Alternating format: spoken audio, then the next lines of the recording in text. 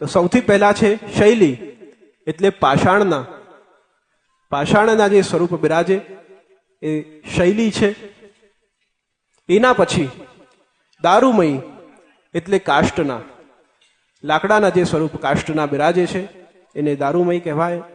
પછી લેહી એટલે કે ધાતુના, કોઈ પણ ધાતુના સ્વરૂપ બિરાજે. પછી લેપ્યા એટલે કે ચંદનથી બનેલા સ્વરૂપ હોય, મૃત્તિકા માટીથી બનેલા સ્વરૂપ હોય એ લેપ્યા છે. લેખ્યા એટલે ચિત્રકલાથી બનેલા જે સ્વરૂપ છે. પછી સૈકતી એટલે કે રજથી બનાવેલા સ્વરૂપ. પછી મણોમય એટલે ભાવાત્મક સ્વરૂપ. પછી મણિમય એટલે રત્નથી બનેલા રત્ન જડિત સ્વરૂપ. તો આ બધા સ્વરૂપના પ્રકાર છે. અને આ બધા સ્વરૂપના પ્રકારમાં વિશેષ બે પ્રકારની પ્રતિષ્ઠા થાય, એક ચલ અને બીજી અચલ.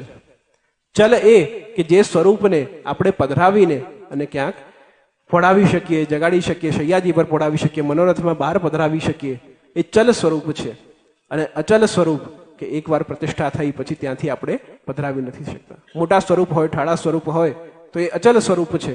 એક જગ્યા બિરાજ્યા તો પછી એ ત્યાં જ બિરાજે.